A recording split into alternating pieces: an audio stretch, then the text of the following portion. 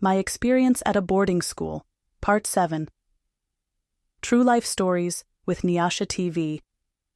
With my good grade 7 results, I was fortunate to secure a place at a boarding school.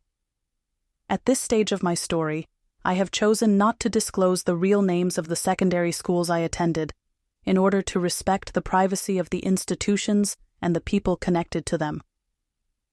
Some names in this story have also been changed. The day I arrived at boarding school was not easy for me.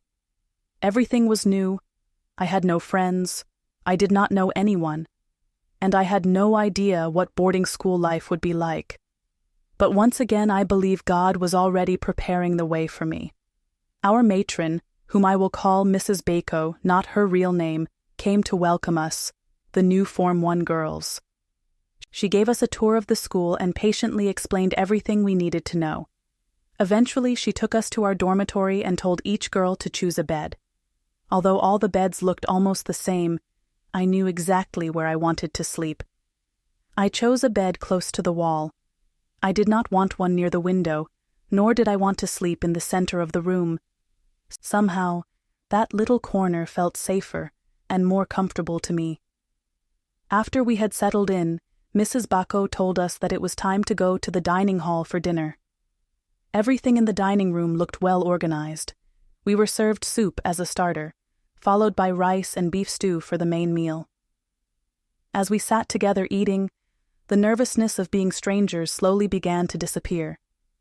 We started talking, laughing, and getting to know one another. Among the girls was one whom I will call Doris. Something about her drew me to her, and I thought she might make a good friend. After dinner, we returned to our dormitory. I opened the food trunk that my mother had lovingly prepared for me before I left home. Inside was a bottle of Mazoe Orange. I took out 2 tumblers, poured some Mazoe into each one, and handed one to Doris. She accepted it, and we drank together.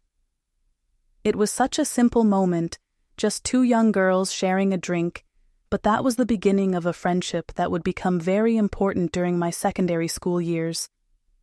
Looking back now, I sometimes wonder whether God was guiding me even in the choice of my friends.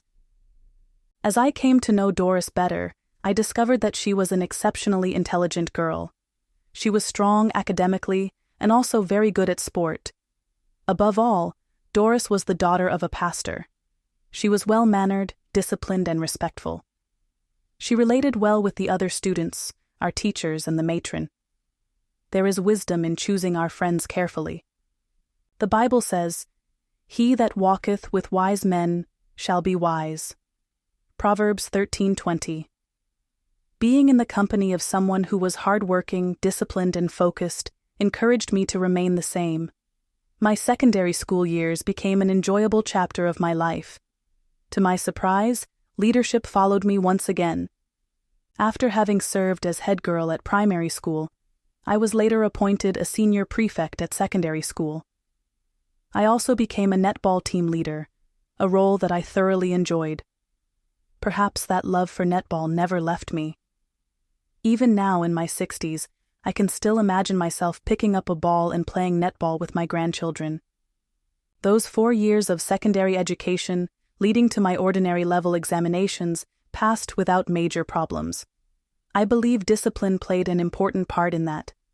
Doris and I worked hard, respected our teachers, and concentrated on our education.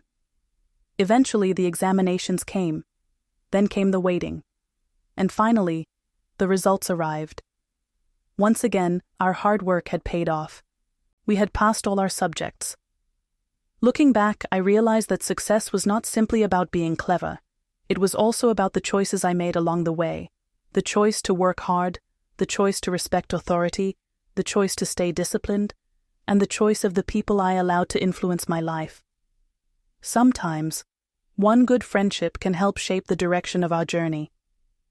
And sometimes, what appears to be an ordinary decision, like sharing a glass of Mazoe Orange with a stranger in a boarding school dormitory, can become the beginning of a friendship we will remember for the rest of our lives. My journey, however, was far from over. Come along with me to Part 8 of True Life Stories with Nyasha TV. If you are enjoying my story, please share it with someone else. Every time you watch, comment, subscribe, or share, you are helping this story reach another person.